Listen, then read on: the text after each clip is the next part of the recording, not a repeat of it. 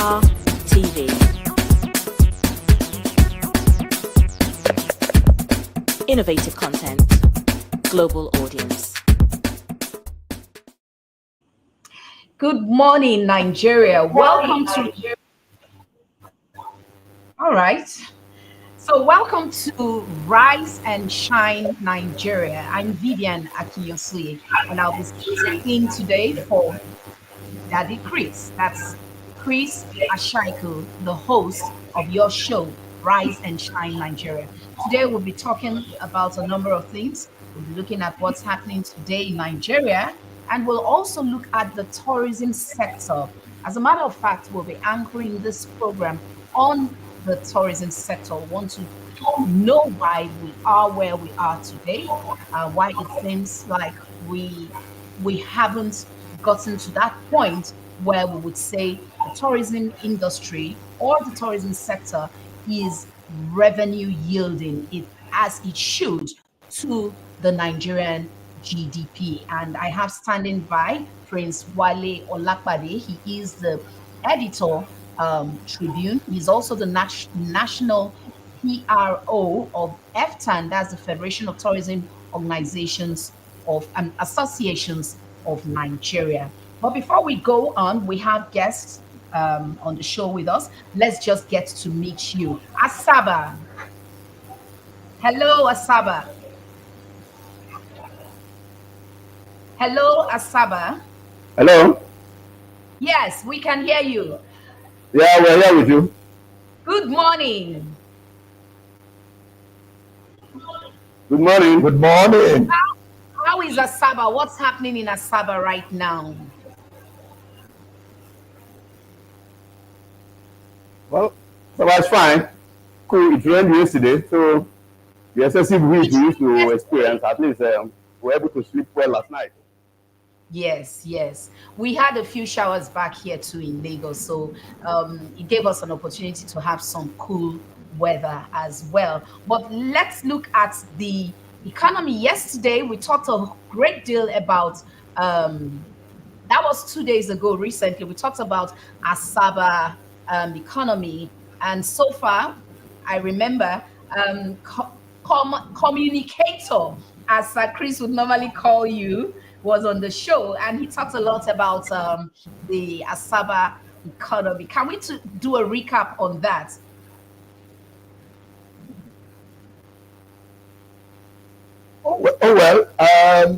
If I still remember, we talked about a sector that is, a state that is seriously developing its sector, the various sectors of the economy. We talked about the relative peace in Asaba, and Delta State, and how education, sports, and those sectors are trying to drive an economy that you can predictably say that in the context of the reality of Nigeria's economic space, that Delta State is doing fairly okay. That in any way does not mean that there is no room for improvement. We do quite understand that the Delta State could have done far better, but of course, it's a subset in a whole set, in a bigger setting, which is the federal setting of Nigeria. Yes, if we link it to what you have dictated that we have to talk about the issue of tourism. Oh yes, we have tried to build some level of tourism from sports, some level of tourism from Nollywood and all that, but it could have been a lot better if we have a predictable security situation. But of course, we do know that the security is less in the hands of the state, but more in the hands of the federal institution. Talking about the police, talking about the Navy, the Army, and all that. And you cannot build, we have the tourism side. We have beautiful weather and all that. But we cannot build a successful, thriving tourism industry in the absence of a predictable peace and security. And for as long as we have that factor, that has not been duly addressed because it's more in the hands of the federal institution. Yet today, there were a whole lot of talks about that. We all have a role to play, the communities, the neighborhood. Oh, yes. But at the end of the day, we find out that for as long as we have a policing system where the Inspector General is in Abuja, and even the state governors, who are expected to be the number one security officers, cannot issue instructions or directive to the police commissioners because they will still want to hear from Abuja, then there is something wrong with the federal system and federal structure that we are trying to run. And for as long as we do not have reforms with in respect to policing and the activities of police, then of course we may continue to fall in and fall out of some of these security hiccups, and that will majorly continue to hinder development in sectors such as tourism and the other sectors.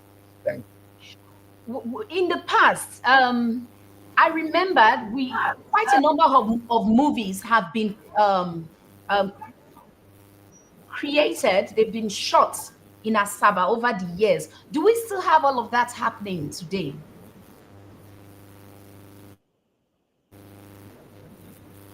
Yes, Asaba. Do we still have that happening? Do we still have movies, setting up their locations in Asaba, up till now?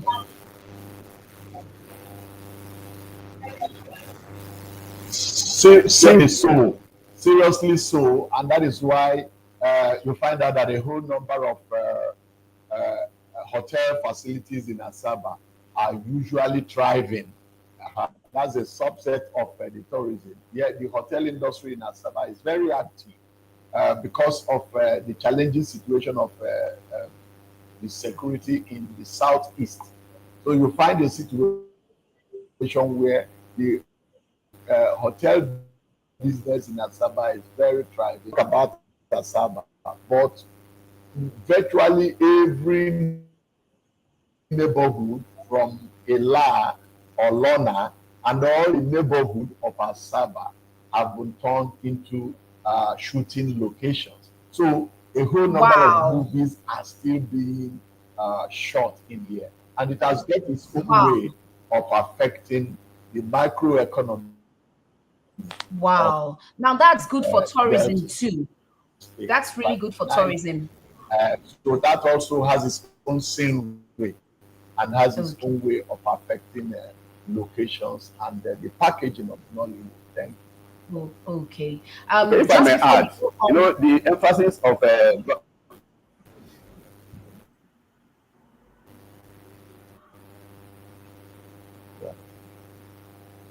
I think if I may add, the emphasis of government has been on road development from the immediate past to the present, and that has given us about a new phase. A lot of link roads have been developed. A lot of, and because of that, developers have taken advantage to build magnificent structures. Government has this William Babangida Leisure Park somewhere in Anwai. As a film village.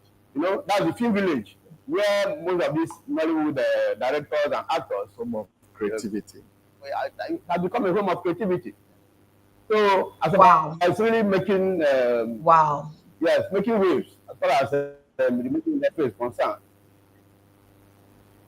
Wow. That itself, if we continue to build on that, it would in the long run contribute its own quota to the GDP, the country's GDP. Now we have with us on the show Prince Wale Olakpade. He is the tourism editor, Nigerian Tribune. He is also the PRO of the Federation of Tourism Associations of Nigeria. Prince Wale, you're welcome to the show. Good morning. And I like your cap. I like this cap. Thanks for having me. Well done. Apparently, you're flying the Nigerian brand, as it were.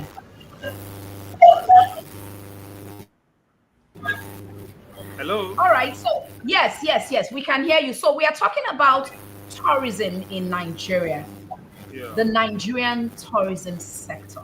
First of all, let me give you some statistics here.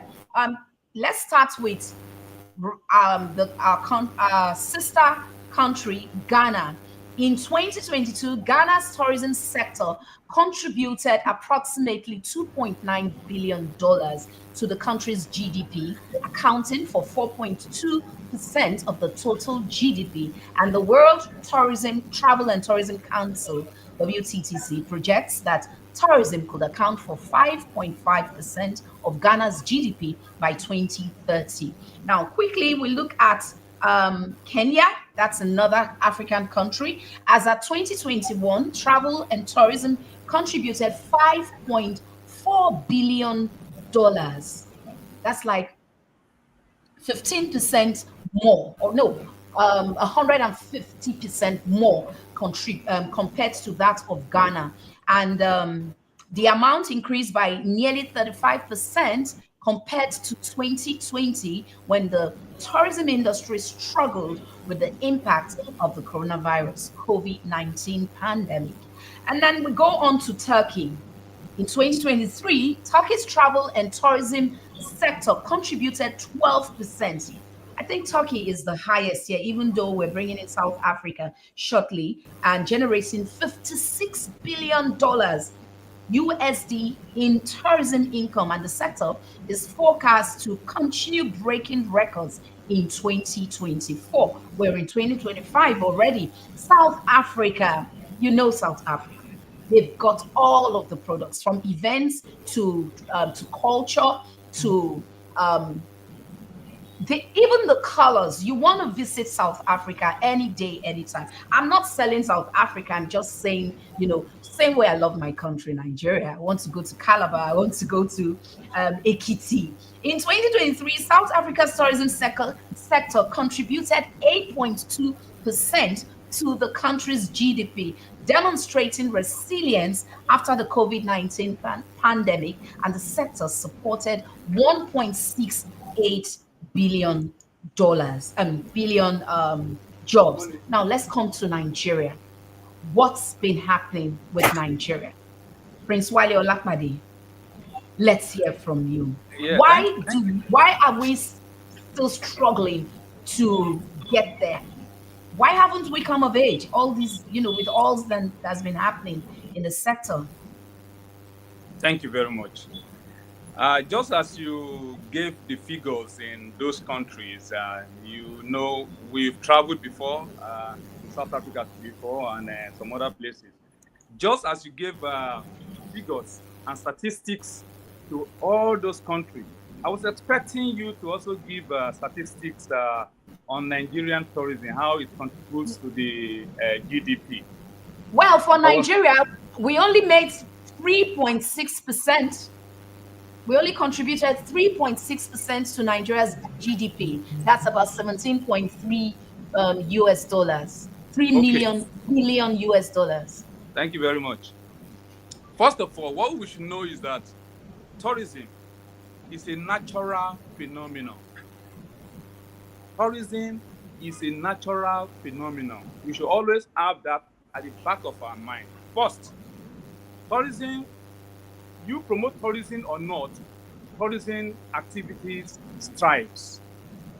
Tourism activities as old as the existence of human being and as old as the existence of creation, because tourism has to do with movement from one place to the other,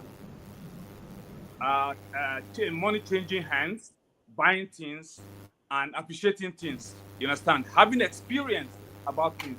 And that is as old as creation of human being. Fine. We're talking of how our statistics is not yielding, is not making the level we are supposed to get. I will tell you one thing about Nigeria. Tourism in Nigeria is big. Let's start from this angle. Tourism is real in Nigeria. We may not be why we are not getting this, what I want to tell you, not that we are not even doing tourism. How the flight, British Airways to Nigeria, they have at least maybe in a week They have like how many flights? Abuja and Lagos. Maybe 2 flights in Abuja, 2 flights in Lagos. Twice in a day. They use their big jumbo jet to bring in people and take people out. Who are those people? What are they coming to Nigeria for? There is no way a tourism, a business, a leisure, anybody that comes for to fly inbound to a country, the person must have 1 or 2 things to do about tourism.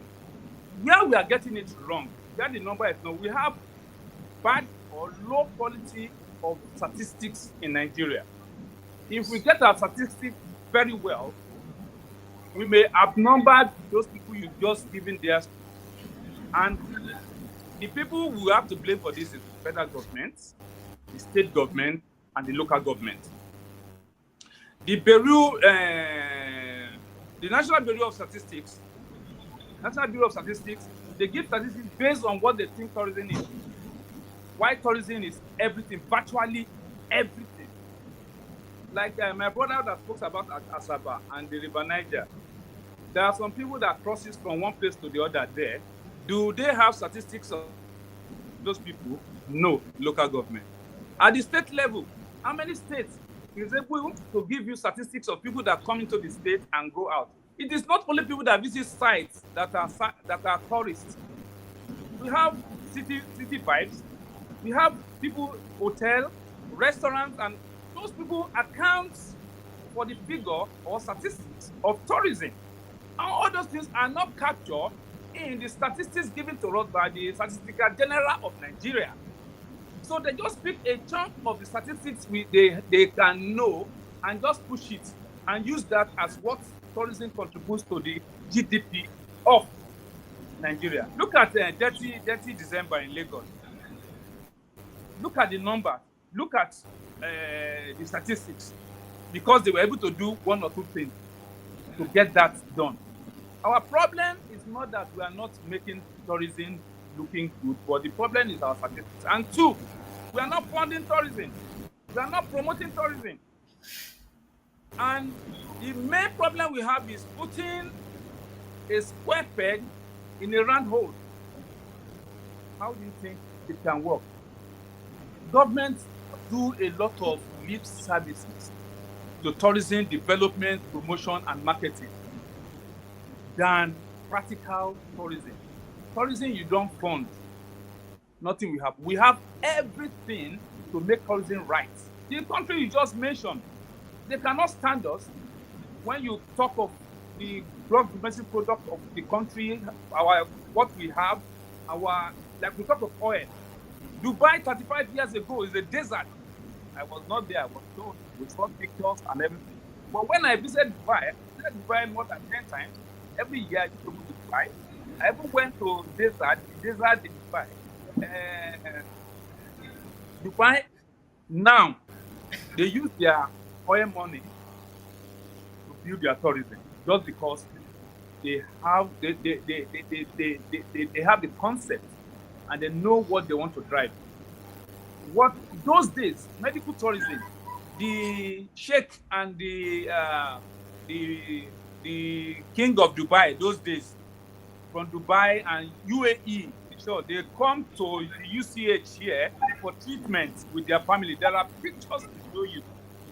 In the 60s, they come here to take treatment in UCH Ibadan here. There are pictures now there.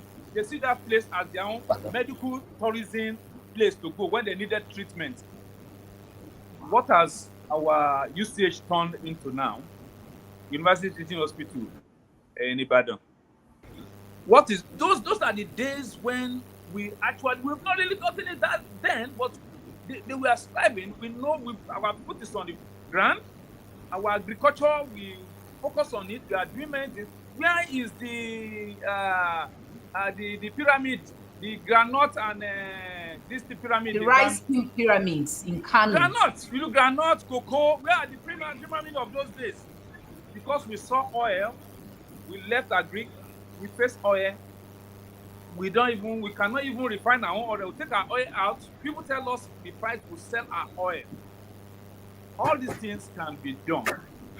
Dubai did, and they pump their oil money to their tourism. And the tourism is working. Kenya is working in their own way. South Africa is working. Why can't Nigeria work? It's the government. The government does not want tourism to work. If they want it to work, they will allocate a percentage of the oil, the crude will make a day to tourism. Give them 6 months. If tourism will not work, if they give 1% of or 0.5% of what we make on crude every day, we channel it to tourism. Or we say, okay, we are going to give 5% in the next 10 years or 5 years. We're going to give 5% of what we get from crude oil every day to tourism, to turn around tourism. They'll start from this year. They'll give it 0.0 something percent. Next year, they'll increase it till it gets to 5% in 10 years. And tell me, if Dubai will not come back to Nigeria and tell us how did we do it. We go to Dubai, we fly. But the fact that we've not even getting it right, Nigeria people are pumping into Nigeria. The thing is, get the right people at the right place, fund tourism, get your marketing strategy right, your policy. Any tourism, any policy at all. I don't want to narrow it to tourism.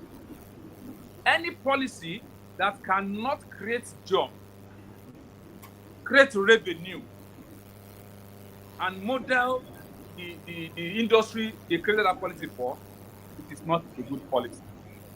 I want to repeat after you. Any we have policy. A national tourism promotion model? Do we have a tourism calendar? If we do one event this year, the next year we will not do it at the same date. We do it another day. Go to Dubai. If you do this, they do this. If they are not doing it, they'll be giving you real-time information on their this thing, the deadline. When they were to do their rail, they gave in 2000. They said something will be completed in 2009. Lo and behold, that date was completed and it was operating. Is it the one we are doing here that we have a rail that at the point in time we go the gasoline or what, while we finish the train, they will now go and use vehicle to bring this thing and start going fuel in train to push or at times push train. We are not getting it right. These things has model. We have to put all those models into place and things will work. But if you don't have a model, there's nothing you could do that will work. Failure to plan is planning to fail. So that's the problem we have in Nigeria. And that is why we don't have quality data. We don't have quality data. Even that was an organization that just said that we don't have quality data. People just bring data from the blues, and data, you have to do data analysis. And without data, you cannot plan for the future. Everything, doing what people sell, what they buy, what they do now, it depends on data and statistics. That is what drives the economy now. If you don't have it, tourism will remain stagnant. It will be working because there's a lot of tourism stakeholders. They are enjoying. Some people are doing events. They are making it out. They are making it, but the country is not making it because the country doesn't want to take what it takes to make it. Put the right people in the right place. Bring the right people together. Recently, the past minister called the Economic Summit Group. In the Economic Summit Group, who are the people in the Economic Summit Group? They're just a body that just come up and they'll think you pick a model. If you pick Trinidad and Tobago model to do something in Nigeria, I'm very sorry, it will not work because Trinidad and Tobago is not Nigeria. Look at the Carnival Calabar. Everybody shout now and talk about the Carnival Calabar. Carnival Calabar is one of the fourth. It's on the list, in the fourth list of global carnival radio. Yes. How did you get that? They studied everything. They went to Nottingham Carnival, they went to Trinidad and Tobago, they went everywhere. They studied it and came back and look at their own environment and model it towards their environment. All the content of tourism they have, the value chain, they put it together. And now we are all shouting, Carnival Calabar, Carnival Calabar. The Canary River State, they did theirs. They didn't get it right. They just thought carnival is to dance on the street. No, every carnival must have a team.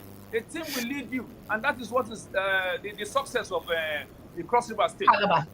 Lagos went to Cross River to understudy their carnival and some other things. Lagos have a year, but they have not gotten the model. They've not gotten the model to make their year look good. So that's what we have in Nigeria. If you don't put the right people, and you find out when the right people are there, after some time they'll put them out. Politics. They'll put That them out. is They a put major them out, problem. and it becomes zero. We can't go back to zero level. So those are the problems we have. My brother was talking about Asaba and the way the Nollywood and all. Yes. But who, if it's not saying it now, who knows about all those things? Those are the national model I'm talking about. The national promotion model. Those things will have been, the child being born in 2012. We don't know what he's saying. We don't even know anything. Because there is nothing, there's no storehouse, there's no story house in terms of mechanism or apparatus to always bring those things out for people to see and know. So those are the myriads of problems we have. And until all these things I've mentioned, until they are put into perspective, my sister, tourism will just be a bucket that has different holes under it. Because how much do we budget for tourism? Does we have a tourism legislation? Does the House of Assembly know what tourism means? Most of them think when you visit Olumoro it's tourism. My sister, for God's sake, in Oyo State, we have the one and only suspended league in the world. I know some people want to argue with me that there is one in Colorado. It is an artificial one. The one in Colorado is an artificial one. But we have an authentic, a natural one, as old as Earth, as old as creation. In Ado-Awaye, do you hear about it? Does the federal government turn their searchlights on it? We have different things like that. We have in Delta, we have the Royal Cemetery. You know, there are many things, parts that we don't even, we are not doing anything about it. So there should be a sub-committees regionally or in a state that they will have a national body or a committee that will be monitoring and supervising them. And that is where we have to talk about Presidential Council on Tourism. If you have a Presidential Council on Tourism, where the president is the chairman of the council and the governors are the members. Then in the state, we have State Council on Tourism, where the governor will be the chairman and the local government chairman will be the members. And you go to the local, where we have local council too, tourism council, where the chairman will be the chairman and the councillors will also be the members. I hope they are watching. I hope they get to see this, because what you're just doing now, you're proffering solution for the Nigerian tourism industry. I don't know. They don't follow it. I'm not looking for a job, but if they give me, I will take it. Yes.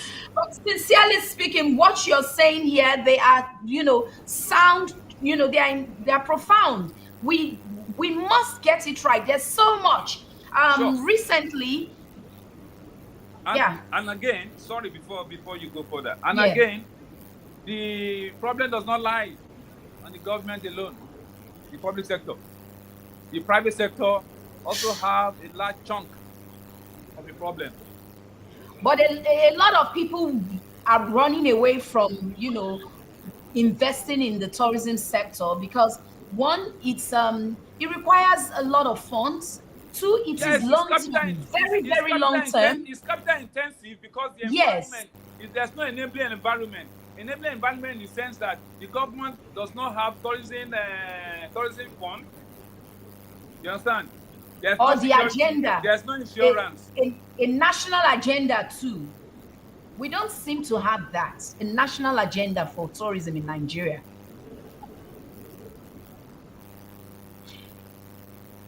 Even so, Okay. why will you come and invest in a place that the government are not even ready on their own? Tell me one place that the government has invested in tourism. When you invest, you attract people. When I come to a ground that is nothing, what will I do? I go and start from scratch, and something will happen, and the government will dust their hand and leave. Look at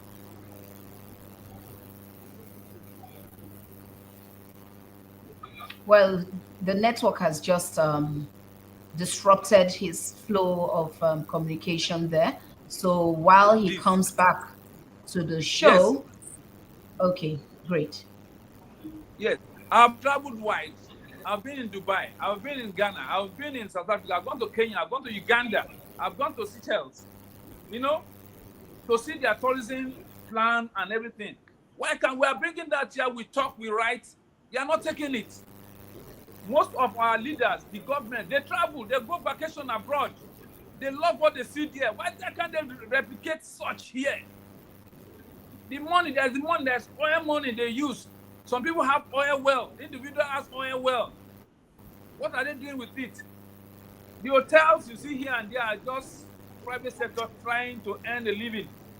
And now they are coming up that they want to register hotel, they want to do this and that. When you are not giving them this thing, there's multiple taxation, there's this and that.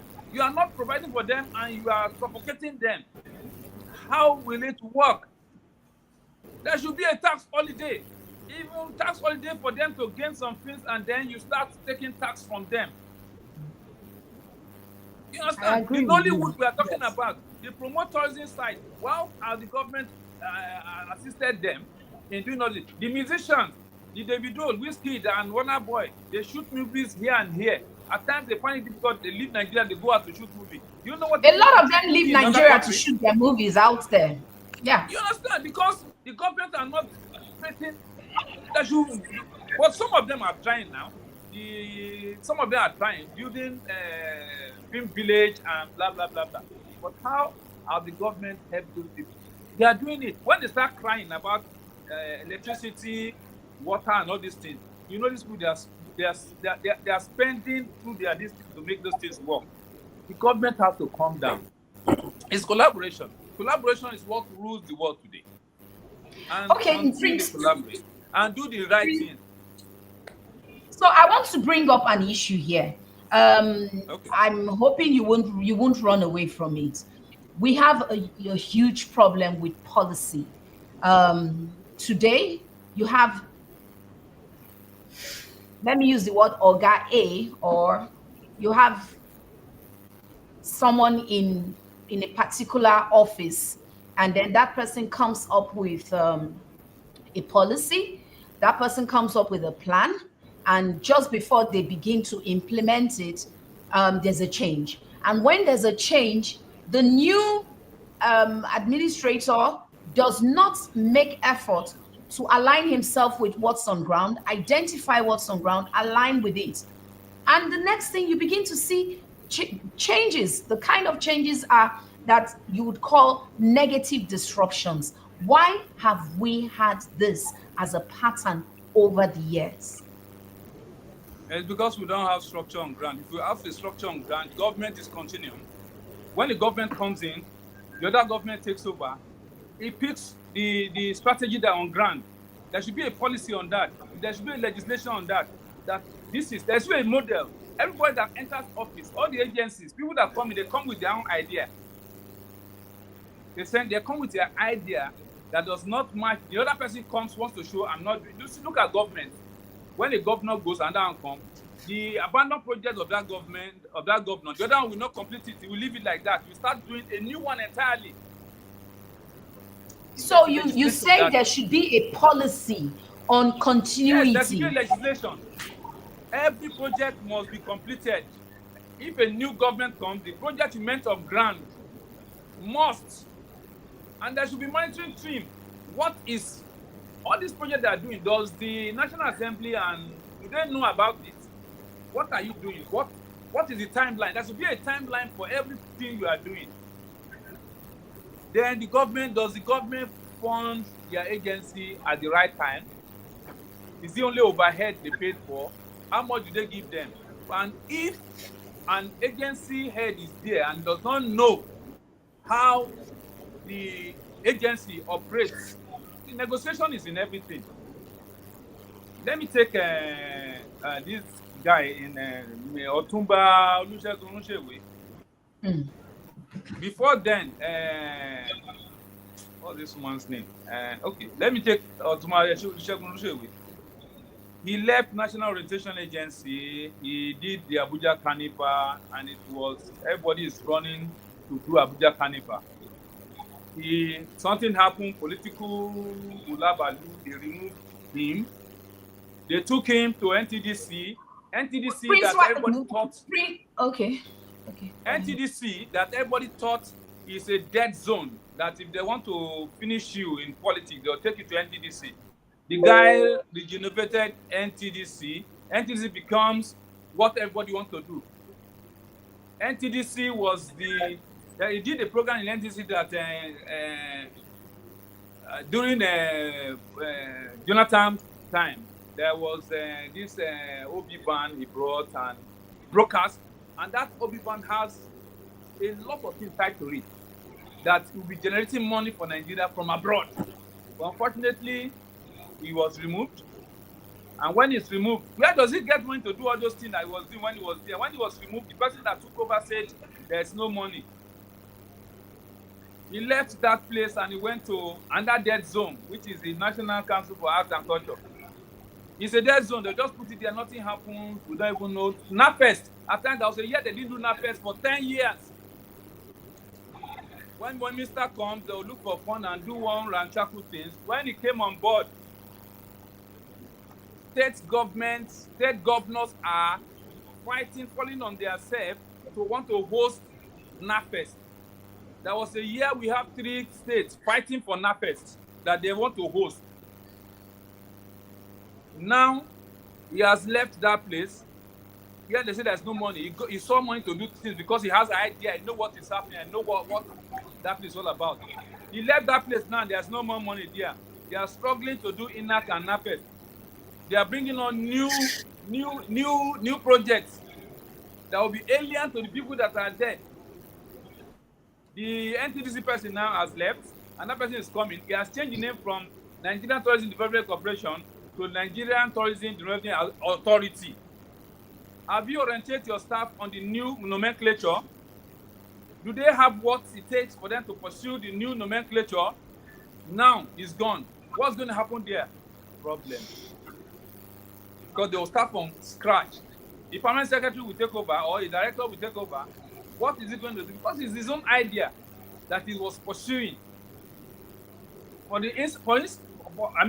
Initially, why must you change it from Nigerian Tourism Development Corporation? The name itself tells you what to do. You not change it to authority. Corporation authority. What are you authorizing? If there's any word like that. Yes. What are you trying to do? And the guy there has done many projects that authorizing. He brought up what's it called? Tour Nigeria. We don't know anything about it today. He brought up the chief. There's a project he called Chief that will have revolutionized tourism. Halfway, he left it. He told Nigeria, he left it. He changed the name to this. At the end of 8 years, I cannot pick at one thing. The only thing I can pick at he has changed the nomenclature of the agency. So who are you referring to here? Now we have Naoto. Naoto is 1 minute. You've been using the word he. You've been using the word he. Who are you referring to? The person I just left NTDA is Polon Shokoka, the DG that exits recently. The other one I was talking about is Otumba Onusewe, who was in NTDC, went to NCAC. Yes. Every place, at every point in time, every place you put him, he makes a change, leaves a landmark. He makes it happen. When he did Abuja Carnival, things were bubbling. When he left, they couldn't handle it. Now, NAFEST, they are struggling. Nobody is raising up to do more. The last NAFEST they did was done in Abuja. was done in Abuja. Asaba, you might And want before to he left, 3 states say was something bidding for here. NAPET. 3 states were bidding for NAPET before he left. So what is this seeing that people are not seeing? It means he knows his onions very well. So with the government they should forget about this. I'm from this party. I'm from this party. If you are a PDP person and you think somebody, however, those people, okay, that come, they are not partisan politicians. They are just appointees. You understand? If you see somebody that will make your political agenda flourish, bring him in. Yes, Him in. absolutely. But in this part of the world, we don't see it that way. No, he's from. But now, what is happening? But they can cross carpets. You can live one politician, you can live one political party to the other. But you cannot bring somebody that knows how to do it there and let him make it happen in your place. And you bring somebody that will soil your name. It depends on them. But I know one day somebody is You coming go that better. we know this is the person for the right place, and our authority will spread. We've stayed very long here We've been on this part for too long. world, We've been on this part for doing too long. nothing. That's the truth. That's Yes. the truth. And that thing is, when this same man I talked about, the Otumba Arunshewe, Yes. is the one that takes people to World Cup. People never knew World Cup has a tourism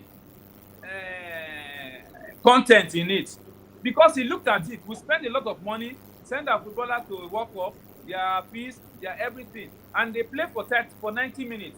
After 90 minutes, they will rest till their next match. So what will happen within those periods? They'll be sitting in the hotel, eating, training, and blah blah blah. You know, thought of why can't we have a tourism village at that country that they were doing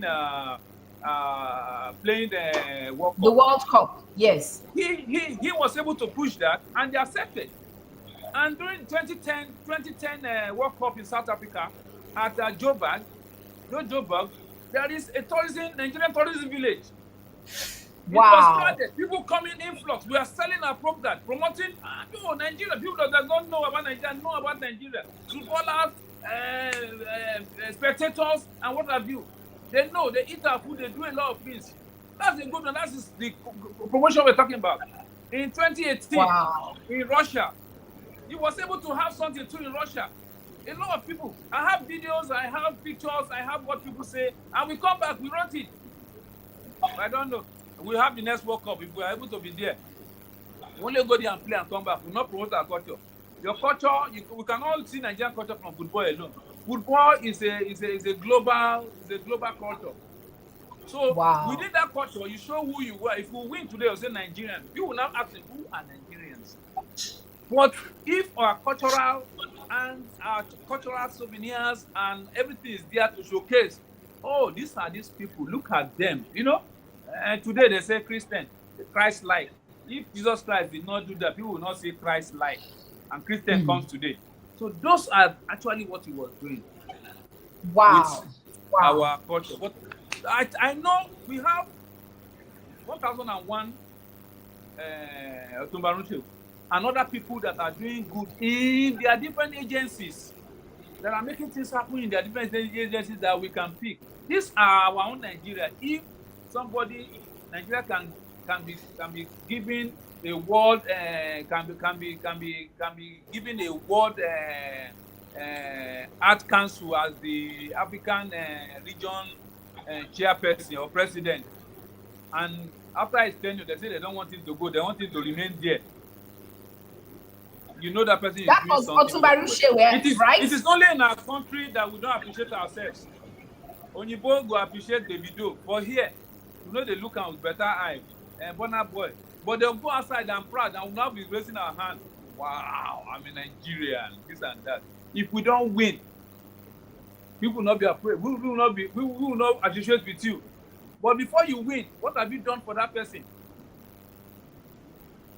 If a Nigerian born in UK commits a crime, they'll say Nigerian born UK citizen, yes, British citizen. Nigerian born British citizen.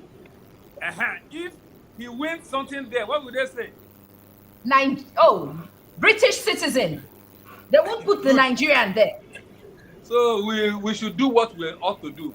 We are large, we are good, we have what it takes to overtake Dubai. We start from orientation, from local to national level. Even the House of Assembly, we orientate themselves. They should go. Once upon a time, they took commissioners of state, like 27 commissioners, outside to go and see what is happening. When they came back, like on fire. Yes. They got fired. That was Otumba Rushewe, right? No, he took all the commissioners. That they should not be in their box. They should go out and see what they call themselves. That I'm encouraging commissioner. What am I supposed to do? How does my... There's some commissioner that does not even know some sites in their state.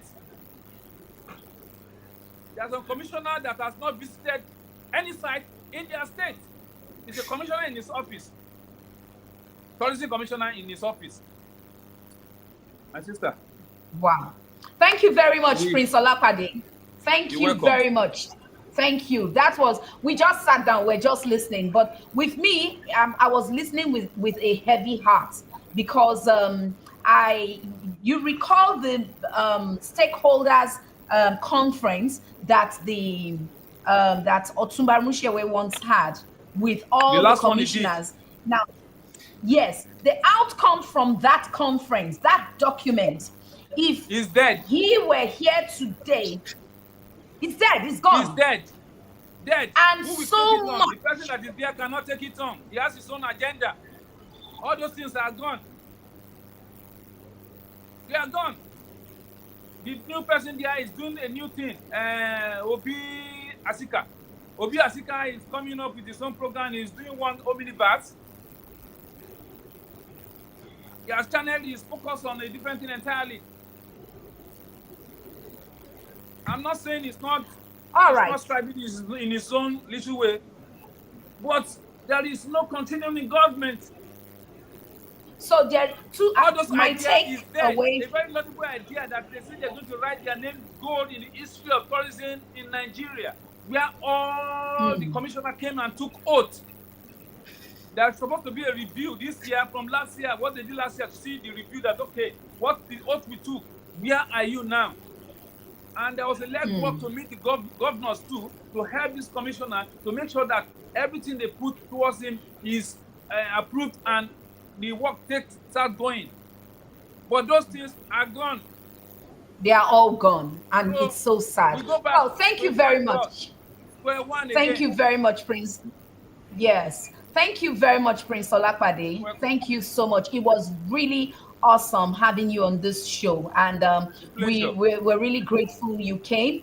You have put a lot on the table for us to address. I'm hoping that at some point in time, the right people in the right quarters will run into this show and listen.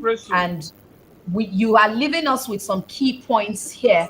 Number one, there is need to be deliberate about the Nigerian tourism sector.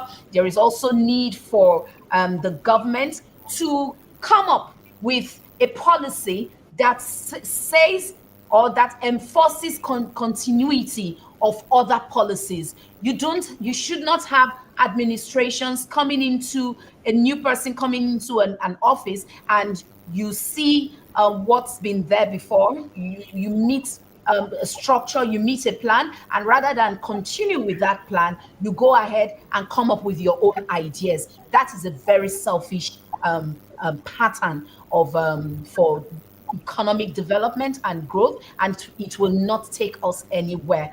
If the host of this show, Sir Chris Ashaiku, were here, I think he will say it in his own way. He will hit the nail on the head very, very hard for the Nigerian government to hear.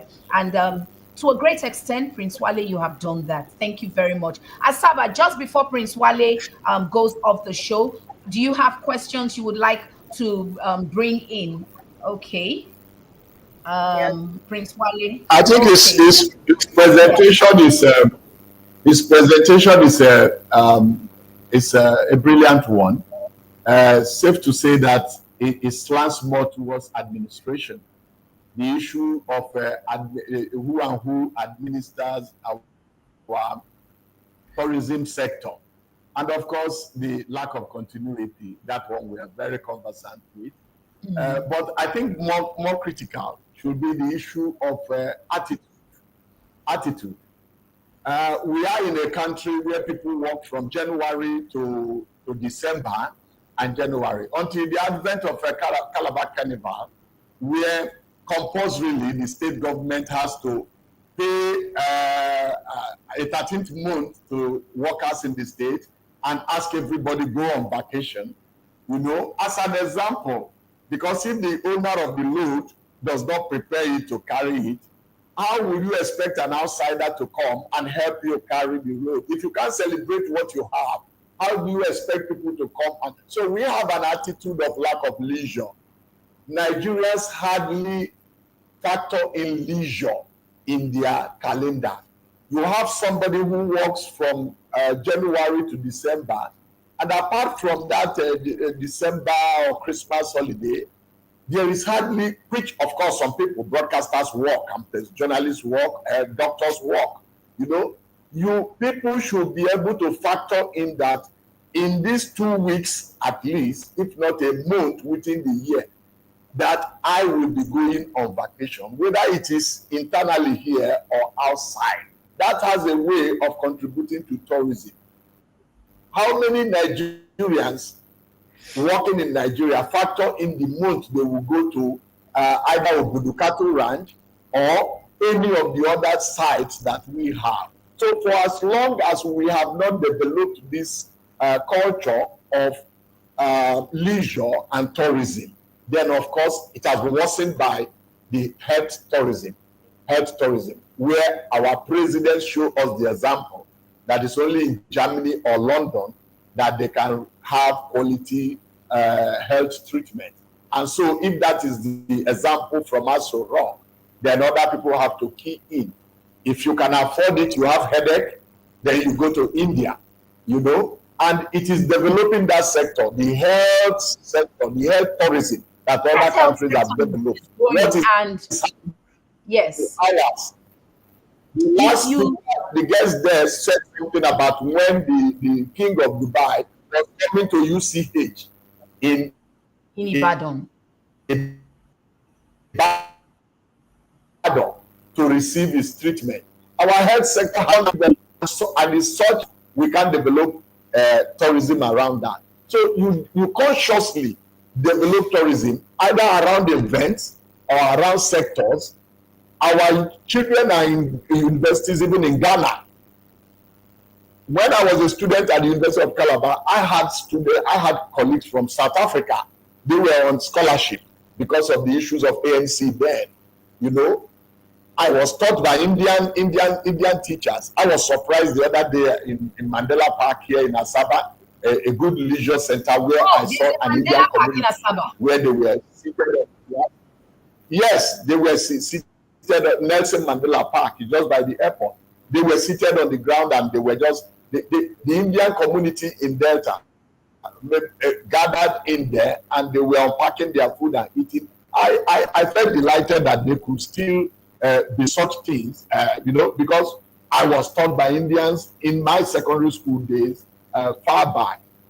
And we are having a situation where the international press is not even helping us.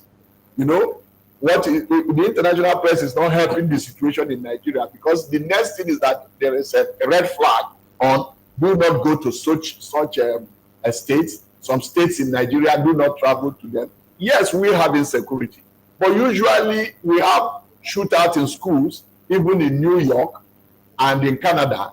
But we do not celebrate it, and they say, oh, Canada is now in the net. Everybody should go there. So there appears to be this international conspiracy by the global media to underdo us. Health sector, we are not there. Before you know it now, they are coming up with travel to Calabar in December because in Southeast there is this and there is that. There is no society that is completely free from either isolated security concerns. Yes, but Nigeria's own sometimes is overblown blown I out of agree such with a you. proportion that it appears as if there is this conspiracy that people shouldn't come into Nigeria. Yes, people are coming. I enjoy that. It's like a seminar. I enjoy his presentation talking about poor statistics, because if we have the right statistics, we will understand that people are coming. But people are coming for what purpose? But we are selling.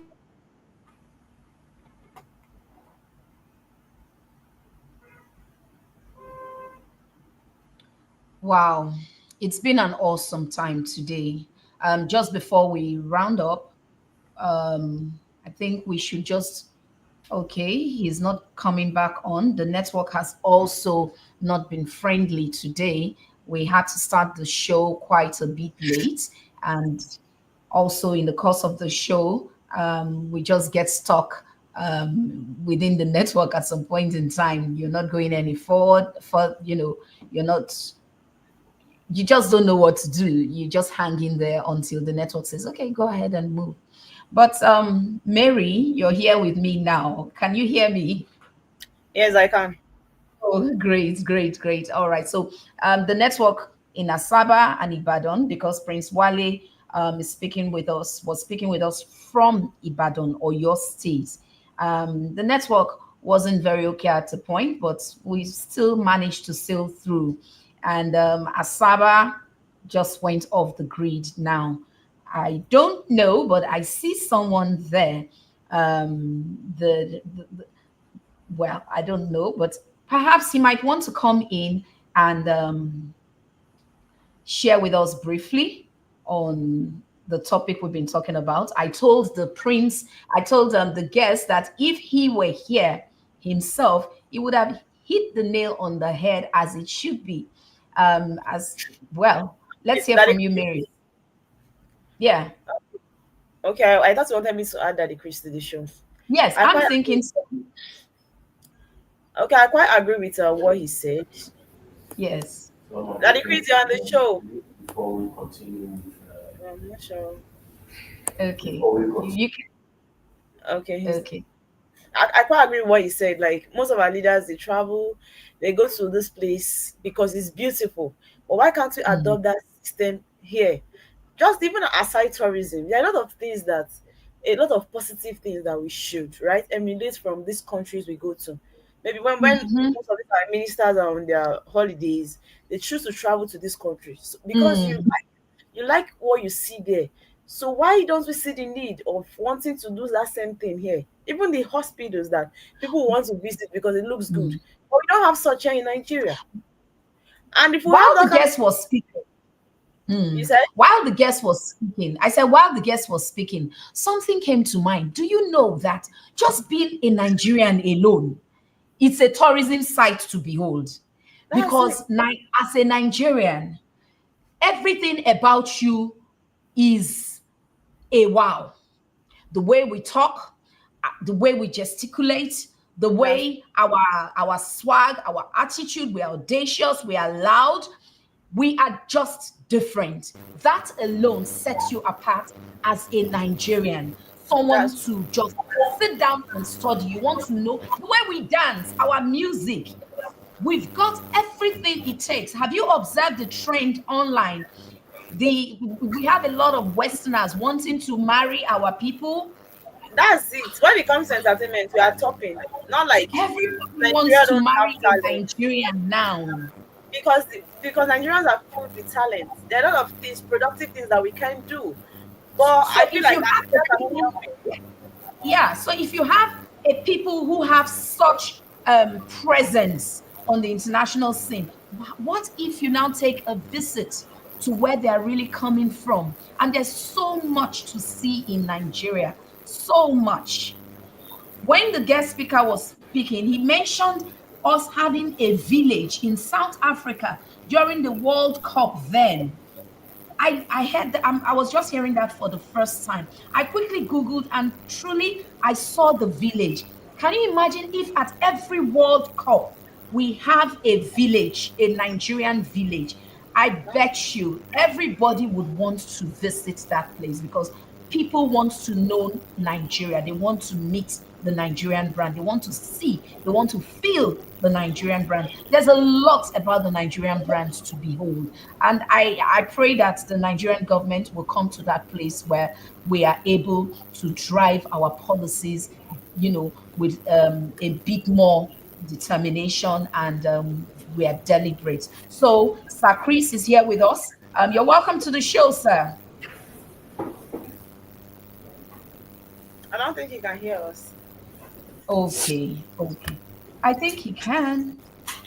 Okay. All right. No.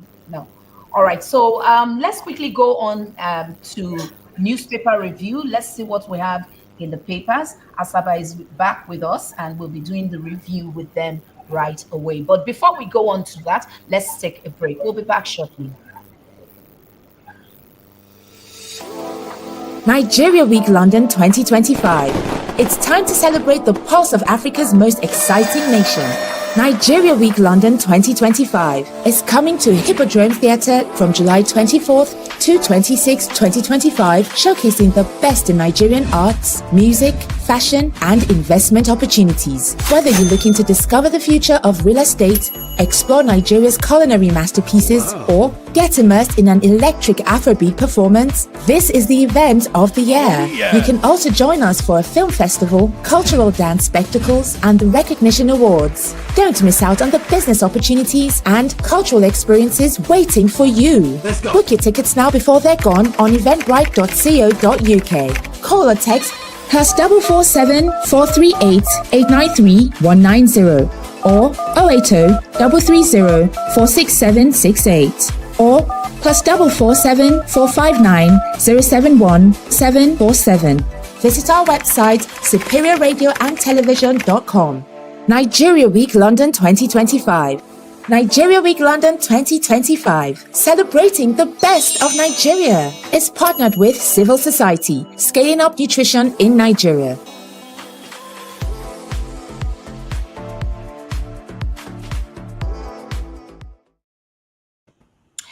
You're welcome back. You're watching Rise and Shine Nigeria. We'll go over now to newspaper review. Let's see what's in the papers today. Okay, we'll start with the Punch. Okay. The big story on the Punch. We have 31 groups seek INEC registration. 91. It's 91. Yeah, I said 91. Okay. 91 groups seek INEC registration as coalition talks gather through. Okay, just hold on there.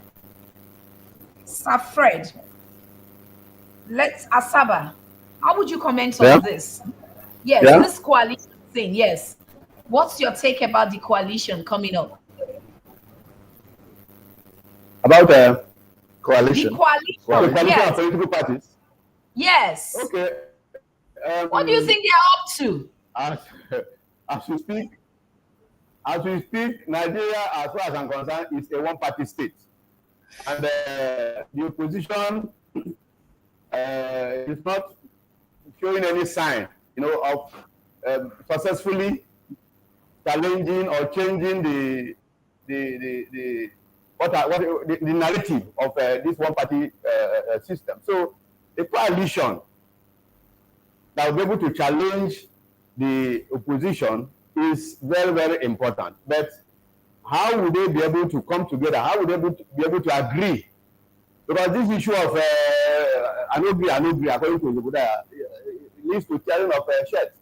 So the important thing is having like minds to come together, having people of with interest of the nation at heart to come together.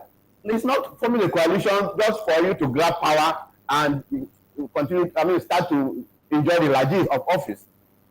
Coalition should aim at salvaging the country, giving Nigerians hope that this country, we can still stay here and make it. So that this Japa syndrome will reduce or cease completely. So I support it, but it depends on how it comes. That's my own take. Do you see the possibility of Nigeria returning back to multiple party states, to a multiple party state, because like you rightly said, it's a one party state presently. So do you see a change coming from that direction? I don't see INEC registering more than 2 parties. When I say 2 parties, because it's just others are just there in number. And we may have up to 10, or we had 18 political parties before, but how many of them were really there for the election? But just APC, PDP, and maybe Labour Party of late. Yeah, maybe I could lend my voice to that. Democracy is about presenting credible choices for the electorate. If Nigeria moves into 2027 election the way the political landscape is now, there are no choices available for the people. Because, like Fred said, it's basically a one-party state. And there are even speculations that some more governors may have to defect because it's more of a survival thing. Because the body language of the occupant of the Aso Rock, the president, is that more of that of an autocrat rather than a democrat, with no room for opposition. And if you share divergent views, then of course your own political survival is either you are suspended or there is a state of emergency declared in your state and all that. So for those who say that democracy in this climate, Nigeria, is challenged or is failing, then of course the next challenge should be, how do we rescue it? And there's this belief that the pockets of the political parties, the way they are now, cannot, realistically speaking, salvage Nigerian democracy unless there is a coalition, a movement. And we have seen people try to move to the El-Rufais of this world, move to SDP and all that. Because how did all this happen? There were those who were used to whittle down the powers of PDP. And there were those who were also used to ensure that Labour does not speak with one voice. And those were the 2 critical parties that were opposition to APC.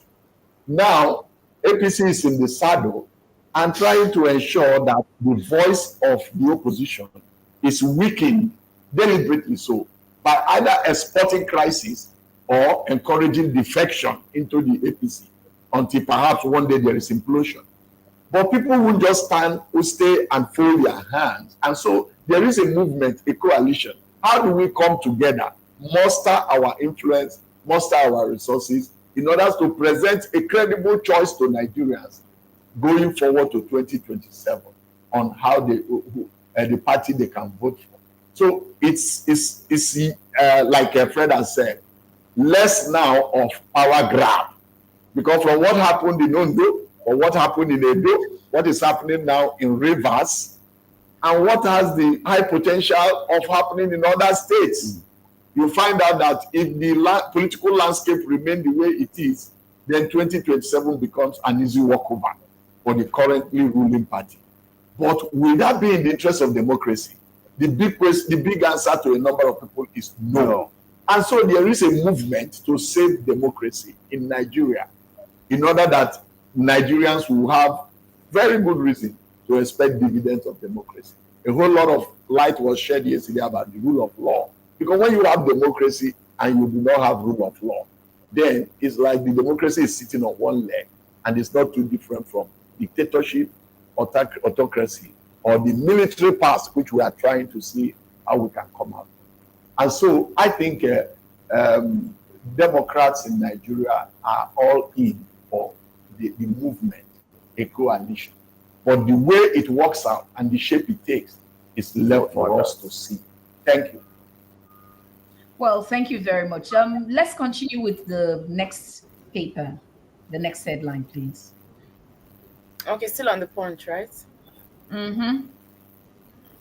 Okay, and the writer of this big story says electoral body says no application rejected as opposition gears up to challenge ruling party. Moving forward, you have a story that says Rivers emergency rule. PDP governors ask Supreme Court to reinstate Fubara. Ibas sacks appointees on page 2.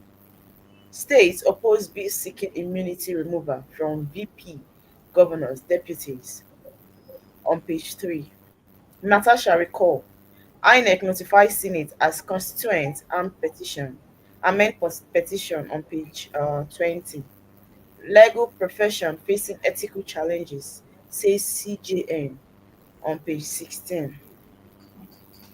Zenith Bank profit hits 1.3 trillion naira on page 21. Review high in data cost, Senate tells NCC on page 21. Let's talk about the data issue.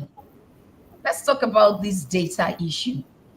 It's bad enough that the network itself It's not even strong, and the data is expensive.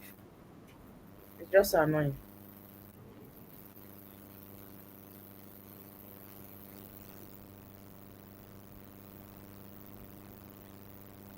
Are you there? Okay, I think our network is bad. Okay, talking about data, the data is not really strong. I'm even talking about we here in Abuja, and I think it's the same thing everywhere. When they added money in data subscription, meanwhile they didn't work on the network. Not just MTN, because everybody has been talking about MTN, all the network. So I think they should really do something about it, because it's really not making sense. Not everybody can afford this. It looks like it's getting worse as regards the whole data issue. It's getting worse and worse, and they need to do something about it, because not everybody, like I said. Yeah, it appears the service providers are more driven by profit rather than quality service. You can understand the hitches that have been experienced even within this period that issue is being discussed. That really is the challenge that people are facing, and not many. Somebody told me data is life. In this IT-driven society, there is hardly anything you can do without data. From the market woman out there, everything it runs around data. It has become a very essential commodity, essential service. But the service providers have not on their own tried to improve on. The more you are having subscribers, the more you should be able to enlarge your capacity for service delivery. But it appears as if it is more of getting the profit and possibly plowing it back to other areas of investment, rather than enlarging your capacity, building your capacity for improved service delivery. And so you find that Nigerians are being made to pay more for less. You pay more for data, you pay more for public power supply, and in the process you are getting less quality service delivery, because the theories of consumerism, it does appear that in Nigeria the consumer is not king, and people cannot come together to say no, this embarrassing situation must stop. So the consumer doesn't appear to have his right, and as such, the service provider pegs his. Then the question is, where are the regulators? The National Assembly is there when they invite them, and after explaining to the committee and a whole number of public relation activities will go on. At the end of the day, it appears as if it's just business as usual. We must develop such a society where we can consciously and deliberately protect the helpless consumer out there, if we actually need people to be empowered. Thank you. Okay, thank you, sir. Okay, let's go to the next paper, which is the Daily Trust.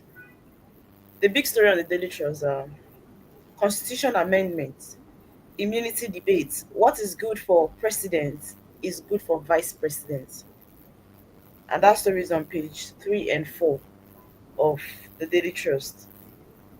And also, still on the Daily Trust, we have recall INEC conference petition notifies Natasha on page 11. Please, sir, what's your take on this Natasha issue? Because I see it's not stopping anytime soon. What can you say about it? Oh, well, the provision of recall for especially our legislators has been a very difficult one. It's so stringent that we have not recorded successes. Even when you at the end of the day, your representative out there appears to be manifesting so much inefficiency, appears to even cross carpet to another political party, appear not to be serving your interest anymore. It has remained a Herculean task trying to successfully recall any of our legislators. But I will not be surprised in Nigeria if that's Natashi Uduaghan Akpoyi Uduaghan is successfully recalled, because from when there is a conspiracy of the elites and they feel that she needed to have been silenced, and instead of being silenced, her voice is still being heard. The suspension doesn't appear to have suspended her from being heard in the international community. And we had obviously Kwesili going to represent her and all that. So it appears as if there is this conspiracy by the very, very powerful political clique to ensure that she is not just silenced, but that she is humiliated. Because give and take, before you know it, 6 months is over. And if the suspension period is over, she returns. And she returns, the issues are still there.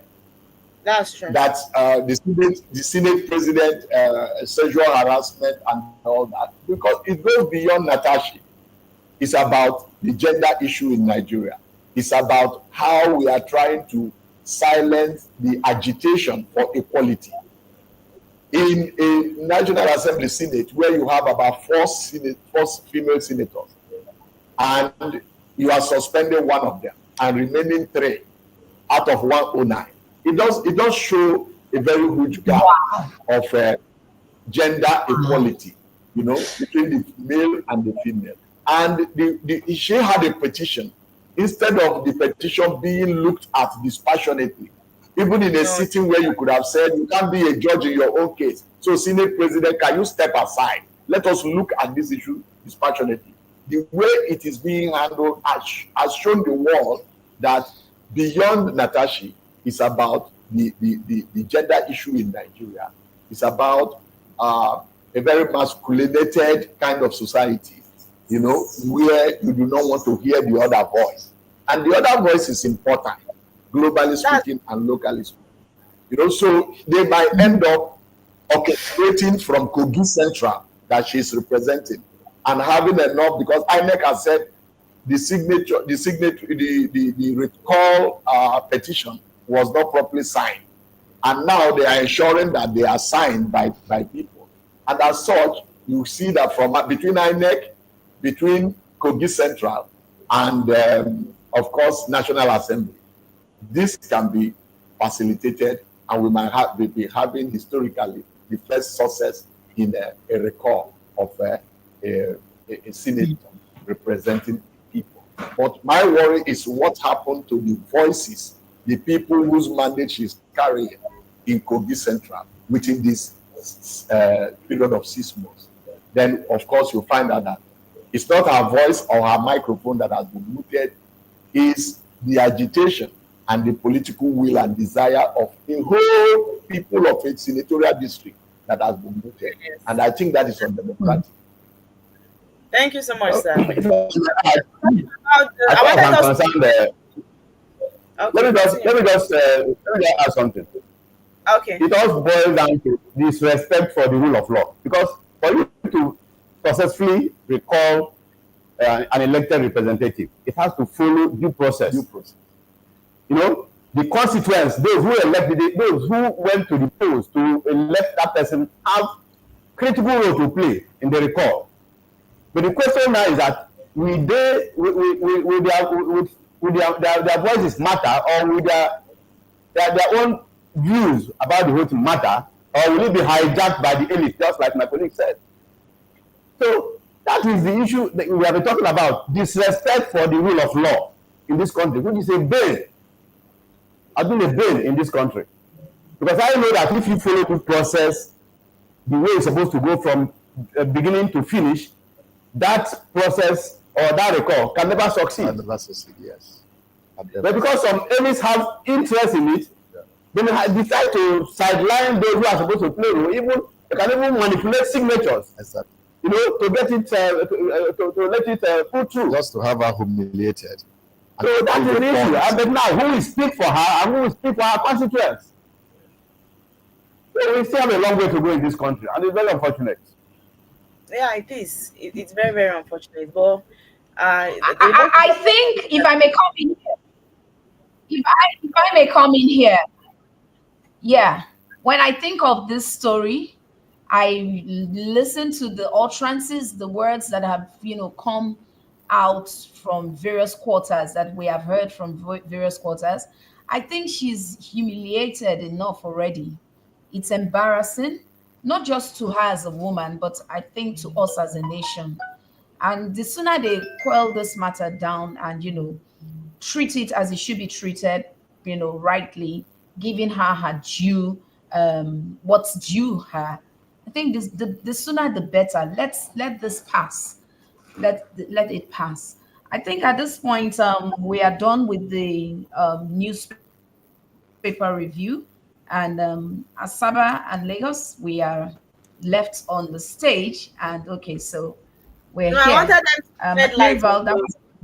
wanted them to shed more light on the big story we have on the Daily Trust, because it's interesting. Okay, what's the big story? Is it the one of the president's wife in talking about Delta State? Immunity, that is for the vice president and the president, saying that what is good for the president is also good for the vice president. And this is it. It said that the stakeholders, including political scientists, civil rights activists, and politicians, while speaking on the proposed amendments, argue that both the president and the vice president are usually elected on a joint ticket, hence should enjoy the same privilege. Among those who spoke is a senior lecturer in the Department of Political Science, Bayero University, Kano, Dr. Aminu Hiatu, and a human rights activist, former Kaduna Senator Shehu Sani. But why I said I wanted them to shed more light, sir, is because do you really think what they are saying is true, that the vice president should enjoy the same privilege as the president? What's your view on it? Okay. Can you hear me? Well, politically speaking, they are both.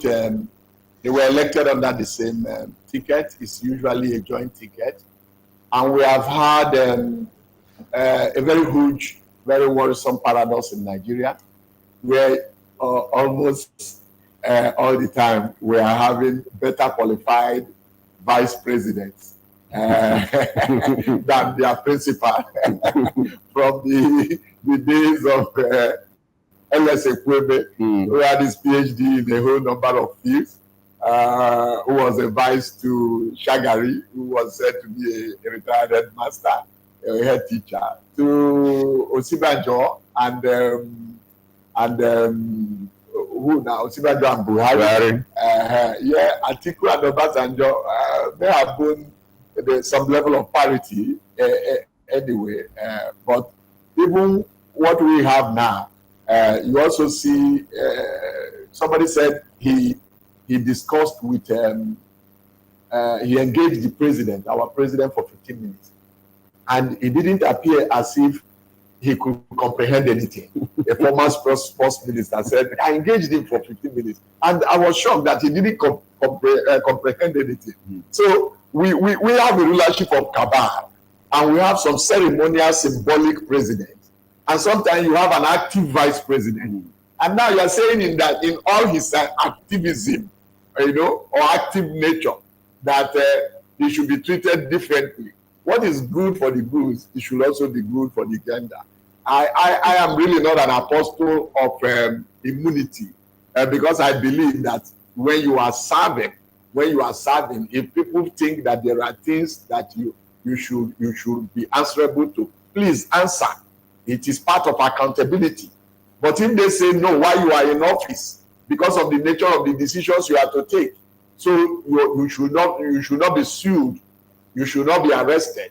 Whatever they have against you should be kept on hold until the day we see it now, where governors are being picked from their handover ceremony, So they are investigating you, they are putting together, but they should not just be governors who are in the opposition that EFCC will pursue on the day of their handover, So I think the attempt to have a parity between the vice and this principal, the president, is just, is fair, and is something that should be pursued, because they are both operating under the same circumstance. Most times, it's just a case of ethnic parity. This one is from here, so this one should also be here in order to get that vote. So, but their service conditions shouldn't be made to be that far away apart. Thank you. Well, And also the choice of vice presidential candidates during the electoral process, I think, is largely based on the picking someone who will be able to make up for the deficiencies of his principal. Yeah. So if that is the case, if I will be there to make up for your deficiencies so that the administration can be smooth, and even when you are out of the country or you're on vacation, I also act as president. Yeah. I think there's nothing wrong if I should enjoy the same like this with you, including the immunity clause.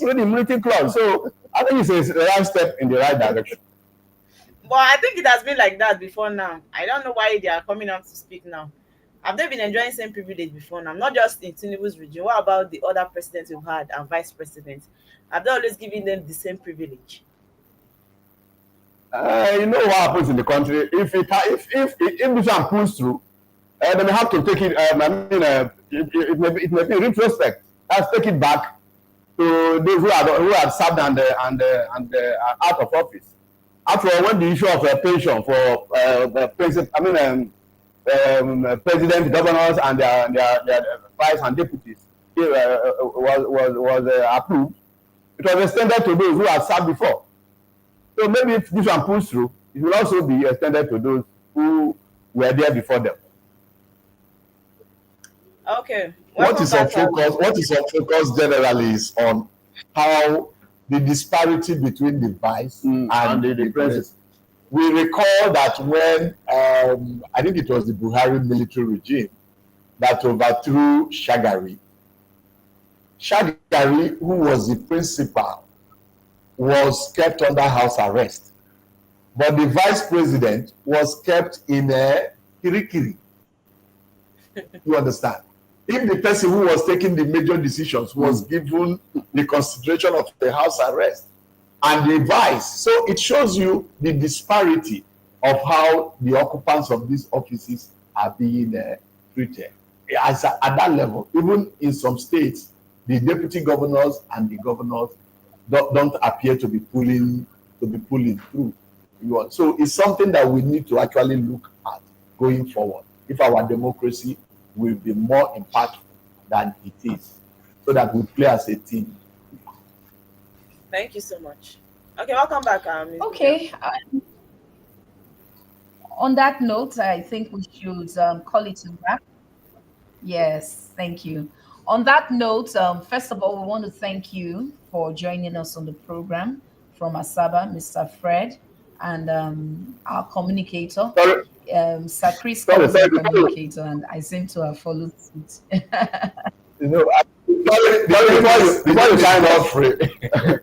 you sign off, I thought we were going to talk about the very important event that happened in Delta, the visit of the vice president. who came principally because Yes. of women The president, and seat of the president's wife. Yes, yes. you know, I thought we Yes. are going Let's to do say at that least in the next. 2 minutes Yes, please, let's go ahead. about the visit Yes. because she was here Yes. the What first happened? yesterday, and What for happened in Delta? What happened yesterday? Yeah.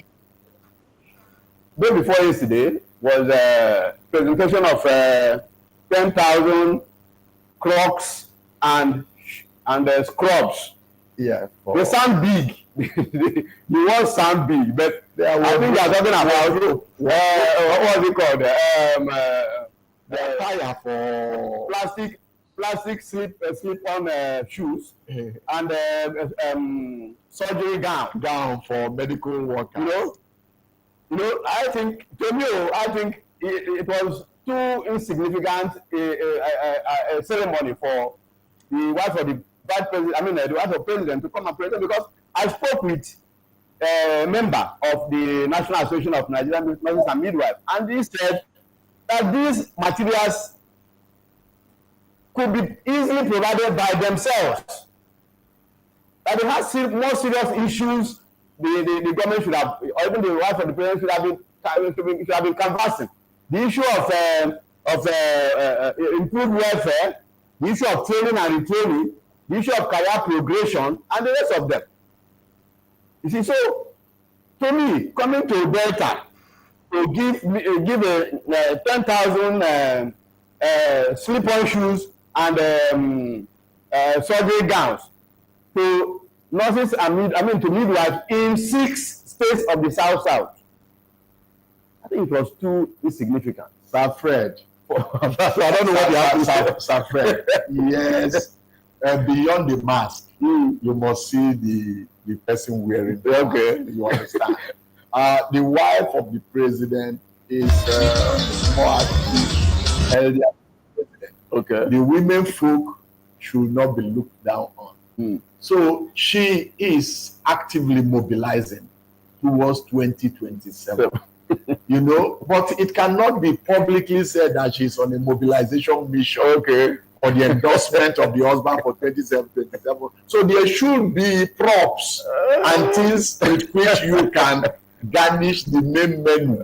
You understand? You know, but she, a former senator, she's eloquent of a Christian disposition, and it would be wrong if they say go to the South that is predominantly Christian, while some people are doing the other things in the Northeast. So there must be a reason for the engagement. But what is important is that the wife of the president of the Federal Republic of Nigeria has come to Delta to engage with the people. And of course, the wife of the president cannot move alone. Wherever she is, you find out that the wives of governors will be with her. We are also around if you are to be a judge lawyer, so that a state of emergency is not declared in your state. You know, so the wives of governors all we are fully on ground. So Delta, in its very hospitable nature, hosted the entire Nigeria. You know, using the wife of the president as a point of contact, as it is said. And they turned out to be very colorful. And tell me what, Delta has an attitude of conferencing and development of tourism, both in sports and in such areas. I think this video of our visits. Can you hear me? Let's see the video. Yes, we are. So the Free to Shine campaign is an advocacy initiative led by the African Union, the Organization of the African First Ladies for Development and Global Partners. The goal of this campaign is to address the growing complacency in the response to the spread of HIV/AIDS in Africa. Nigeria being the country with the highest burden of HIV/AIDS in sub-Saharan Africa, due to its large population, faces significant challenges. This burden is particularly severe among children, youth, women, and marginalized groups. Thinking that is only with women, no. You can hear a survivor who spoke now that even the husband passed, one of them said the husband passed because of this complacency or not taking your drugs. So it's for every human race. If you contact it, is both from the women, and other ailment is from men to women. Okay? So it's not, and all the marginalized groups. To complement the Free to Shine campaign, I've also decided to advocate for the triple elimination of HIV/AIDS, syphilis, and hepatitis by 2030. The campaign will cover 6 geopolitical zones of operation. We launched the maiden campaign for the North Central Zone in Kwara on 30th January 2025, and that of the Northwest Zone in Kaduna on 2025 February and 25th February 2025. Today we are flagging off the campaign in Delta State for the South-South Zone. By the grace of God, the next zone to benefit will be the Northeast, and Taraba State will be the host. Thank you very much. Thank you. Thank you.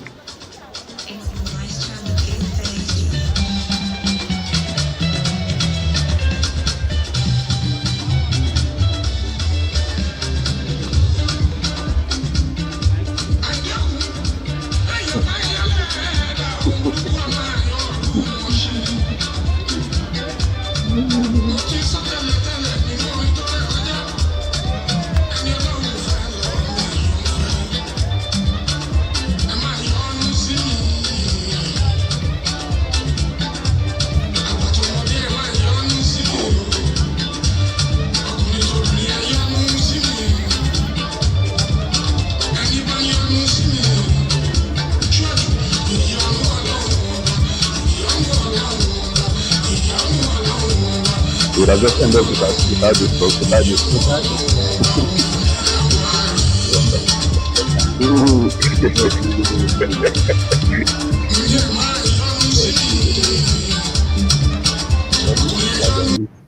Yes. Okay, that's all. Wow, she did a great job, honestly. Just like what Evelyn said, she really did a great job. So sometimes when they do things, we should commend them. But I saw on the social media some people were actually saying some negative things about her visit, though. You know, not everybody will appreciate your good works. People want more. We always expect more from these people, but they are also humans. They only do the ones they can do. Because I could see some negative comments on social media that this is what the first lady would come and do in Asaba, and a lot of people were laughing. But the thing is, sometimes we still need to appreciate the little effort they make, because it's still not easy, though. And when we appreciate the little effort they make, they tend to do more. That's my take on it, though. I think Miss Vivian's network is bad. I wanted to bring her back. So before we call the show a wrap, what can you say to Nigerians? Oh, Fred. Huh? Yeah, please. You said what? What can we say to Nigerians? Okay. Well, as far as I'm concerned, and the much I know, there is hope for this country. We just need to be patient. One day we'll get it right. That's our prayer. Well, we need to solve the leadership puzzle. God has done all it can do for Nigeria. It's now left for Nigeria to do what it can do for itself. We need to address our leadership emergence process. How do our leaders emerge? Let us look out for people with history, people with positive antecedent, and this nation can be salvaged. There is still hope for this nation because there is so much talent, human resources. I haven't lost hope in Nigeria at all. I'm still very hopeful that we will get it right someday. And that someday is not going to be too far away from now. There is hope for Nigeria. That's true. Thank you so much, sir. We'll get it right, just like what you said right now. But the thing is, when we want to get it right, we'll start by voting good leaders. When we have good leaders, definitely we'll have a better Nigeria. But if we have corrupt leaders who only have their interest at heart and not the interest of the people, there's no way Nigeria will be good. I'll tell you for the fact that a lot of people have lost hope in this country. They just feel like they need to go, they need to leave the country for them to find a better life.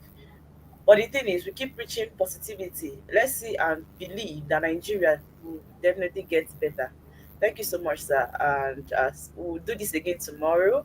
Rise and shine, Nigeria. Nigeria will definitely rise and shine. I remain your girl, Merival Eze. Thank you so much, Asaba, for joining. Thank you so much, Miss Vivian. I think her network was very bad. Thank you so much. See you again tomorrow. Bye. Thank you very much. Nigeria Week London 2025. It's time to celebrate the pulse of Africa's most exciting nation. Nigeria Week London 2025 is coming to Hippodrome Theatre from July 24th to 26, 2025, showcasing the best in Nigerian arts, music, fashion, and investment opportunities. Whether you're looking to discover the future of real estate, explore Nigeria's culinary masterpieces, or get immersed in an electric Afrobeat performance, this is the event of the year. You can also join us for a film festival, cultural dance spectacles, and the recognition awards. Don't miss out on the business opportunities and cultural experiences waiting for you. Book your tickets now before they're gone